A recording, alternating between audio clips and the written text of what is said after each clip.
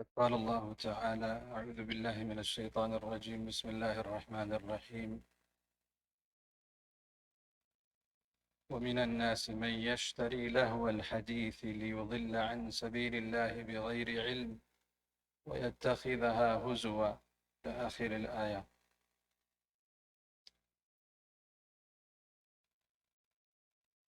We were going through a list of etiquettes, adab, that we should adhere to when we are on our smartphones, when we are browsing the internet, when we intend to utilize social media and all the other purposes.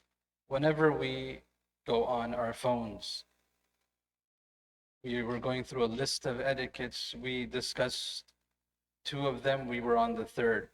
Just to refresh, the first etiquette was niyyah, intention. We spoke about the importance of having a good intention. Number two was taqwa. Taqwa, which is the realization, the awareness that Allah subhanahu wa ta'ala is with me as I browse, when I use my phone. This will help us pretty much in adhering to all of these etiquettes that we are eventually going to discuss. So taqwa is just the awareness of Allah is a general trait, characteristic that will help us with the rest of the etiquettes. Many of the etiquettes we will talk about are related to taqwa in general. So intention, niyat, taqwa. Number three, we were speaking about suhbah. This is where we said we need to discuss a little further. We have to understand that when we are listening to someone on the phone, we are watching something or someone on the phone, we are reading someone or something, all of this is equivalent to being with that person, in the company of that individual. This is companionship. One is physical companionship. We are in each other's company right now, physically. Not just who we see, but we are also in the company of beings we cannot see. We should understand this also. Inshallah, I'll get to that point very quickly. But we are physically in each other's company, suhbah. There's also virtual company. Just like you have many things that are occurring virtually, companionship also occurs virtually on the phone. And it has a similar effect as physical companionship, suhbah. We spoke about the hadith of the Prophet sallallahu alaihi wasallam. Abu Hurairah radiallahu anhu says, the Prophet sallallahu alaihi wasallam said, "Al-mar'u ala dini khalilihi, al-rajulu ala dini khalilihi, فَلْيَنْظُرْ أَحَدُكُمْ مَنْ يُخَالِلْ." A person is on the religion, the understanding, the preference, the perception of those he is in the company of, those who he associates with. Therefore, the Prophet ﷺ said, فَلْيَنْظُرْ أَحَدُكُمْ مَنْ يُخَالِلْ. A person should be very careful, cautious, be vigilant as to who you are in the company of.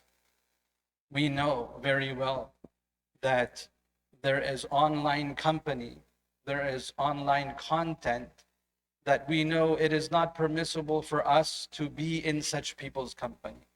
We know completely that it is prohibited to be in these people's company, to watch them, to listen to them, music videos, Hollywood, Bollywood, all of that. When we spend our time in the company of such people, it has a detrimental effect. We cannot deny this. There is an evil effect on us by spending our time watching that, listening to that. This is without any doubt. There's no difference of opinion regarding this. When you are in the company of evil people, people who don't believe in Allah, people who mock Allah subhanahu wa ta'ala, people who mock the religion of Islam, people who mock the Quran, what effect will it have when we listen to watch such people? What effect will it have on our hearts? And this is why we were mentioning that the worst case scenario, those who are using phones, if they are not careful, it could lead them to leave the religion altogether. And this is happening right now. One of the reasons is because such individuals are constantly in the companionship, suhbah, of people who disbelieve in Allah, atheists, people who don't believe in the akhirah. And when people watch them, listen to them, and start admiring them, slowly Allah subhanahu wa ta'ala snatches the light of Iman from the heart. This is a result of being in the company of such people. This is why we must be vigilant. We must be very careful. That is my online presence destroying my faith? Is it casting doubts in my faith? Is it ruining my character? Is it ruining me as a human being? All of this is happening online. All of this is happening on social media, right? And we think, oh, I'm just innocently browsing these videos. I don't have any bad intention. We just listen to something, we just watch something, but we don't realize spiritually how it is affecting us. And therefore, nothing is innocent. When it has something to do with the disobedience of Allah, when it has something to do with evil, it is not innocent. It will always leave a dark spot on our hearts. And this is why we must be vigilant. Not only that, not only content that we know is bad for us. Unfortunately, we have content now that we may seem is religiously good for us, which is actually, we may assume that this is good for me. This person is a religious person, or this content seems to be a content of virtue. There is now so much of this content which outwardly seems good, virtuous, outwardly seems that this person is going to be a benefit to my deen, but it turns out that this content also is detrimental to our deen. There is so much available now, even in the form of good content that is actually leading us astray. And I don't have time to go into examples. Just a simple example. Just yesterday, I was forwarded or I was watching a video of an individual who thousands of people listen to. They follow. And they consider him to be a religious guide for them.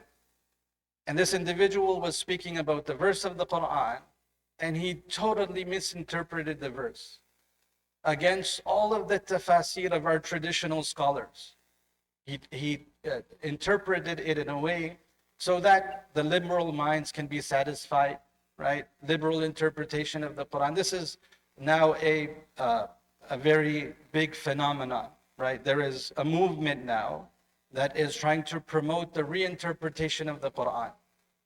We don't want to accept the interpretation of the previous scholars. We want to interpret the Quran in the 21st century, a new interpretation. And this is all part of the whole Dajjalic movement. But anyways, when I was thinking about this, that there are thousands of people that are listening to this misinterpretation, thinking this is deen, thinking this is guiding them to what Allah and His Rasul want. And there's so much content like this. The layman would not be able to decipher what is right and what is wrong. And this is why it becomes so much more dangerous, that many of us, we don't know how to determine what is correct and what is incorrect. A lot of misguidance that is on the internet, many of us laymen would think this is good. This is a beautiful interpretation, mashallah, this is the first time I heard it. But if you were to listen to scholars who would understand what is being said, you would know that this is deviance. And so much of this exists. How do we save ourselves from it? Without Allah's help, we can't. This is what it comes down to. If Allah subhanahu wa ta'ala will protect us, we will be protected. And if Allah subhanahu wa ta'ala does not protect us, then there is every reason for us to go astray on the internet. There is so much content there that we would not be able to protect ourselves, and we will deviate. Thus, the point I'm trying to emphasize right now is for all of us who use social media, we must ask Allah every day in every prayer. When we say Ihdina as-sirat al-mustaqim, after every prayer, when we make dua, we must ask Allah subhanahu wa ta'ala, please protect me from going astray. Because if Allah does not protect us, then there is so much available that can lead us astray. Thus, we must seek Allah's protection and hope that nothing or no one that we are listening to will cause doubt, will cause misinformation or misinterpretation, and I may be led astray. And Allah subhanahu wa ta'ala keeps me on the true understanding of the Quran and the life of the Prophet sallallahu alaihi wasallam. So all of this is available. We must be aware of this, and we must understand. And therefore we must choose very carefully who we listen to, who we watch, right? And make sure that this content is not detrimental to me, to my faith, to my practices, to my beliefs. And if it is so, abstinence is the best solution, to abstain from all of it. This is the easiest way to be protected. But if we cannot abstain, then we must be vigilant of this, and we must be aware that this is companionship that we are adopting. When we go online, we must be aware of who, in whose companionship we are, right? And we must understand that companionship has an effect, right? I was speaking about we are in the company right now in the masjid. We are in the company not just of each other. We are in the company of spiritual beings, the angels. We know this is a place where angels are constantly present, the masjid. And this is why the Prophet ﷺ said, the best places on earth are the masajid. Why? Because this is a place where we can spiritually benefit from the presence of angels. When we come to the masjid, we feel spiritual upliftment. Where is that coming from?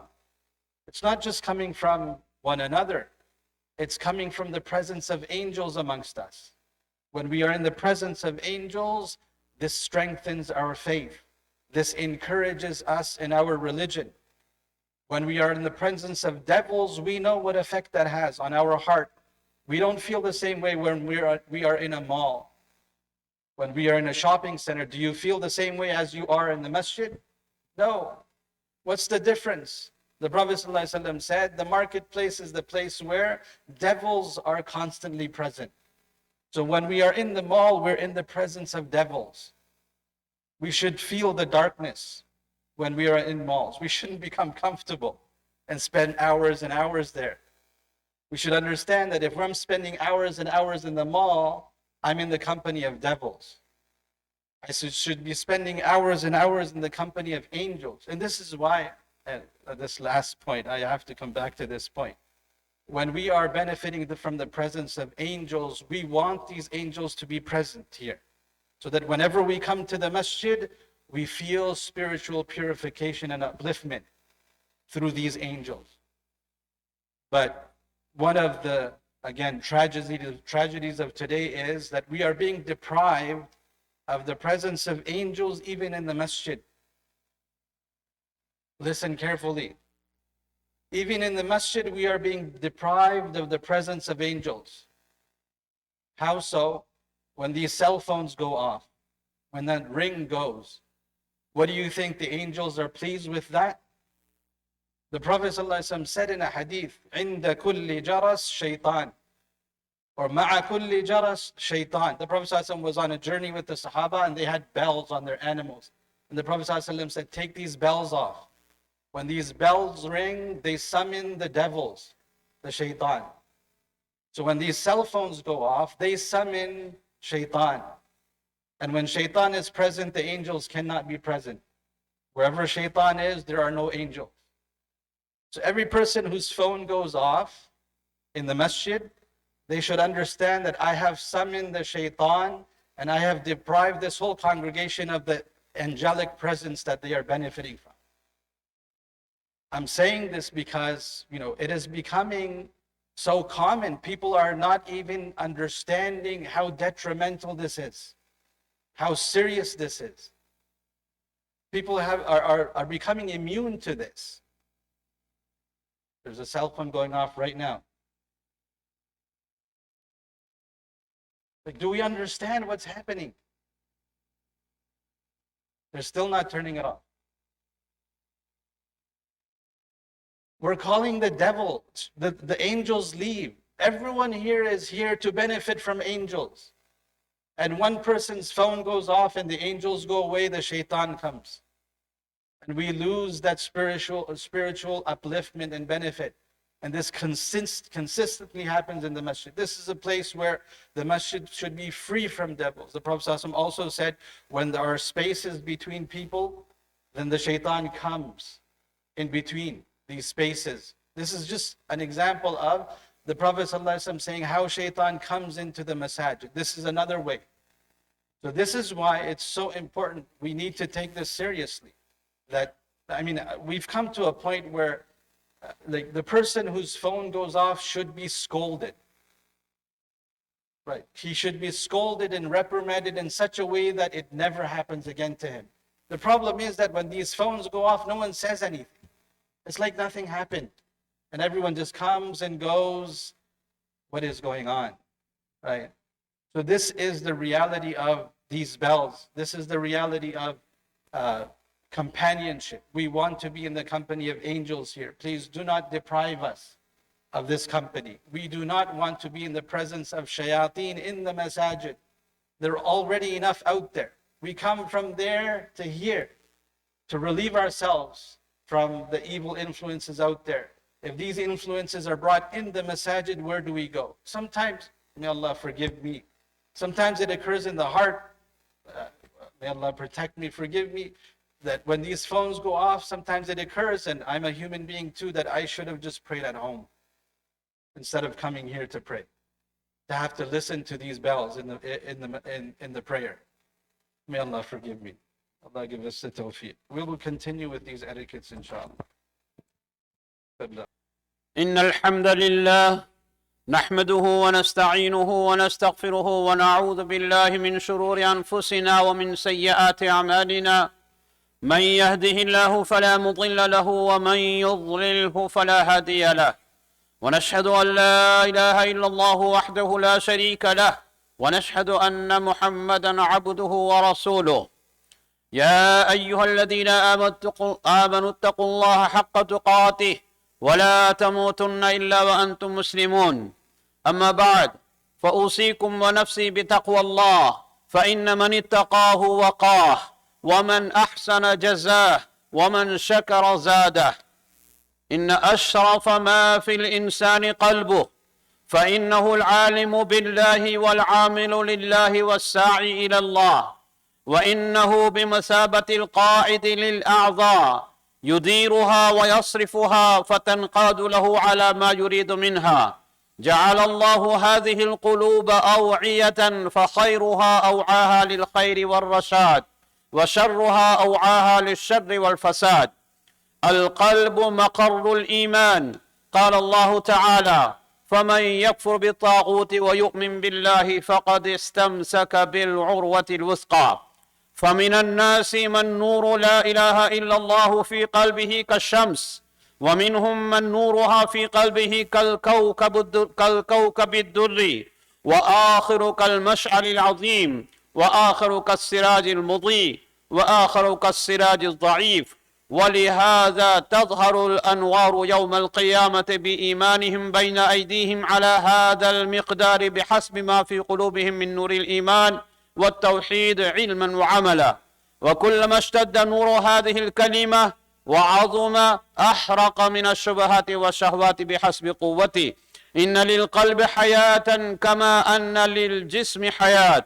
والمحافظة على حياة القلب أولى من المحافظة على حياة الجسد وطاعة الله لازمة لحياة القلب والقلب يمرض كما يمرض الجسد وكما أن الأطعمة المسمومة تضر بالجسد فكذلك المعاصي تضر بالقلب وتفسده.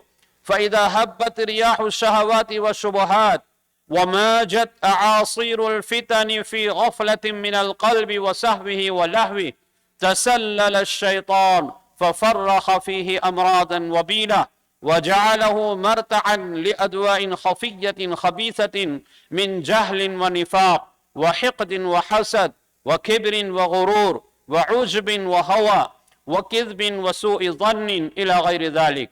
فيا عجبا من الناس يبكون على من مات جسده ولا يبكون على من مات قلبه، وهو أشد. لذلك تمايزت القلوب إلى 3 أقسام كما ذكر ذلك ابن القيم رحمه الله تعالى: قلب سليم يكون صاحبه مستسلما لله في أقواله وأفعاله وسره وعلانيته وظاهره وباطنه، فهو إن أحب أحب لله، وإن غضب غضب لله، وإن منع منع لله، وإن أعطى أعطى لله. قلب سلم من كل شهوة تخالف أمر الله ونهيه، ومن كل شبهة تعارض خبره، وقلب سكنه الإيمان وحل فيه اليقين لا يميل مع الهوى، ميزانه الدقيق رضوان الله تعالى، ومطلبه طاعة ربه الأعلى. أصحاب هذه القلوب يبحث عنهم ويطلبون، وفي مخالطتهم دواء، وفي مصاحبتهم عافية، وفي مواخاتهم نجاة. وثانيها قلب ميت لا حياة فيه، إنه مجرد عضلة نابضة لكنها لا تنبض بنبضات الإيمان ولا تتدفق فيها دماء الحياة. قلب الهوى أمامه، والشهوة قائد، والجهل سائق، والغفلة مركب. مخالطة صاحب هذا القلب سقم، ومعاشرته سم، ومجالسته هلاك. وثالثها القلب المريض يتجاذبه نور الإيمان وظلمة شهوان، فيه إشراقة خير وعواصف أهواء. فللشيطان هناك إقبال وإدبار، والحرب دول وسجال. رزقني الله تعالى وإياكم القلب السليم ونور الإيمان والتوحيد. أعوذ بالله من الشيطان الرجيم. ألم يأن الذين آمنوا أن تخشع قلوبهم لذكر الله وما نزل من الحق. بارك الله لنا ولكم في القرآن العظيم، ونفعنا وإياكم بالآيات والذكر الحكيم. أستغفر الله لي ولكم ولسائر المسلمين فاستغفروه إنه هو الغفور الرحيم.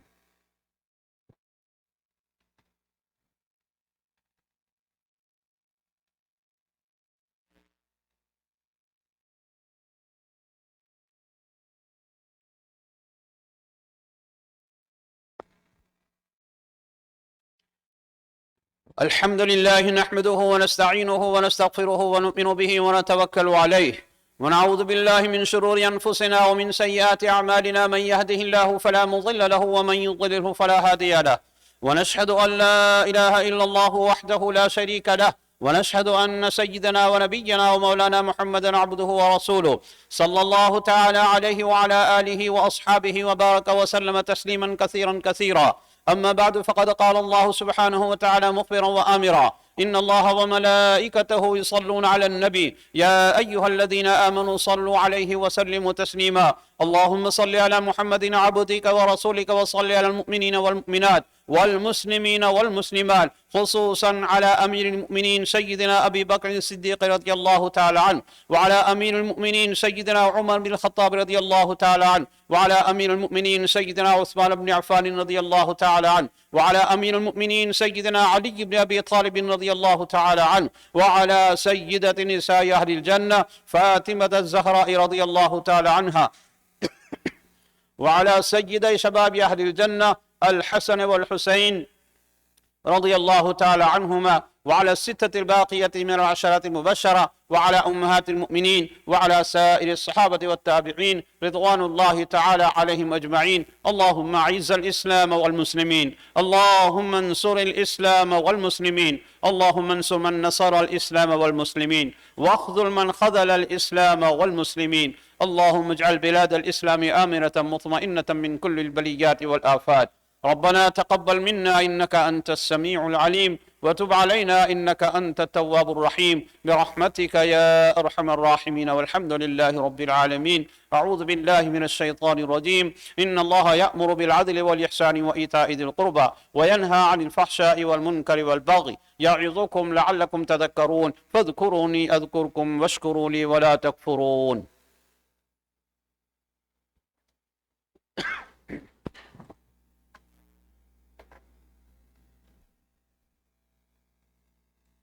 भाई आ जाइए जल्दी से, जगह पुर कर लीजिए।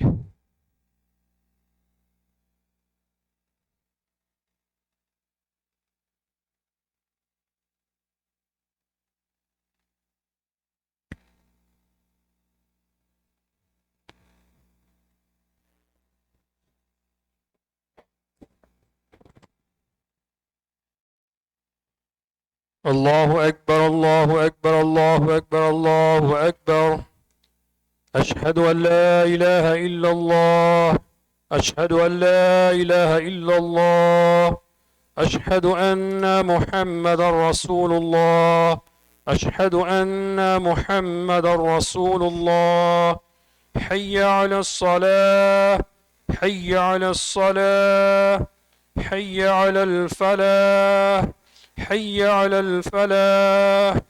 قد قامت الصلاة. قد قامت الصلاة. الله أكبر الله أكبر. لا إله إلا الله.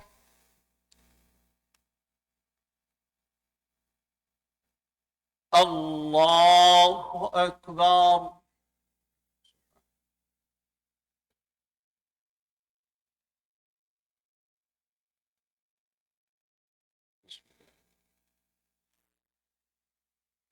الحمد لله رب العالمين الرحمن الرحيم مالك يوم الدين. إياك نعبد وإياك نستعين. اهدنا الصراط المستقيم صراط الذين أنعمت عليهم غير المغضوب عليهم ولا الضالين.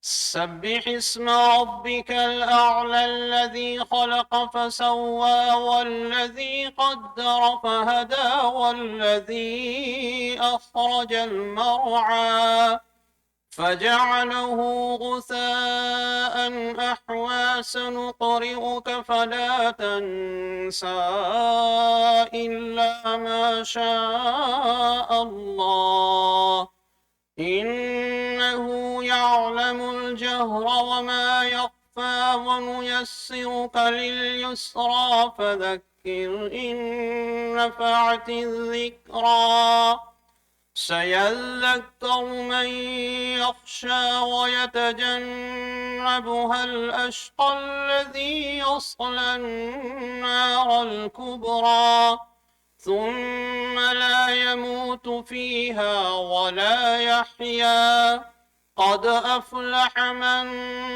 تزكى وذكر اسم ربه فصلى بل تؤثرون الحياة الدنيا والآخرة خير وأبقى إن هذا لفي الصحف الأولى صحف إبراهيم وموسى. الله أكبر.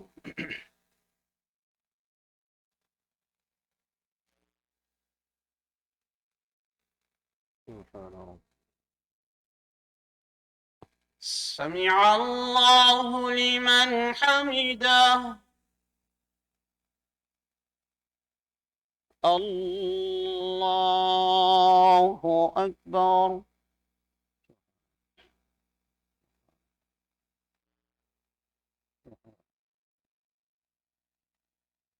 الله أكبر. الله أكبر.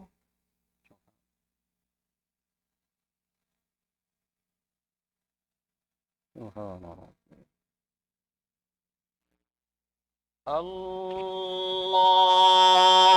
الله أكبر.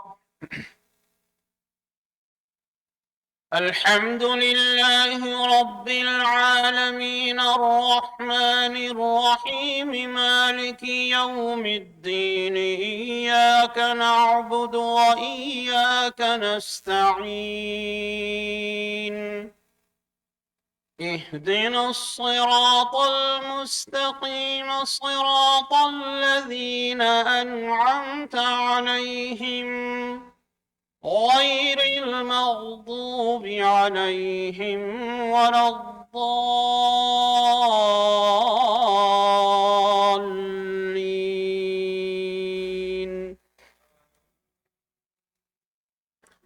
هل أتاك حديث الغاشية وجوه يومئذ خاشعة عاملة ناصبة تصلى نارا حامية تسقى من عين آنية ليس لهم طعام إلا من ضريع لا يسمن ولا يغني من جوع وجوه يومئذ ناعمة لسعيها راضية في جنة عالية لا تسمع فيها لاغية فيها عين جارية فيها سرر مرفوعة وأكواب موضوعة ونمارق مصفوفة وزرابي مبثوثة أفلا ينظرون إلى الإبل كيف خلقت وإلى السماء كيف رفعت وإلى الجبال كيف نصبت وإلى الأرض كيف سطحت فذكر إنما أنت مذكر لست عليهم بمسيطر إلا من تولى وكفر فيعذبه الله العذاب الأكبر إن إلينا إيابهم ثم إن علينا حسابهم. الله أكبر.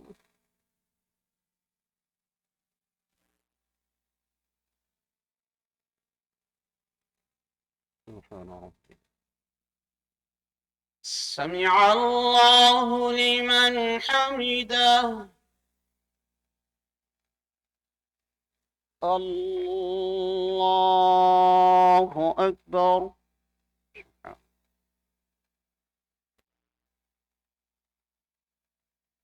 سبحان ربي. الله أكبر. الله أكبر.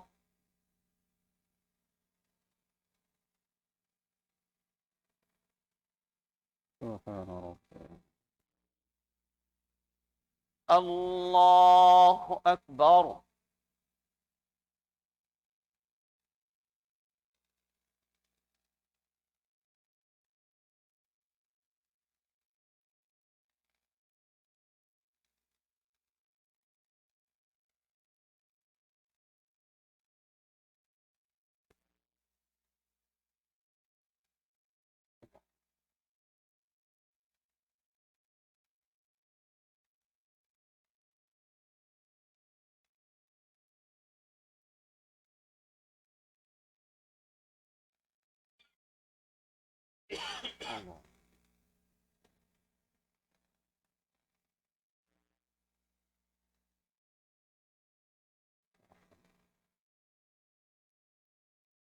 السلام عليكم ورحمة الله. السلام عليكم ورحمة الله.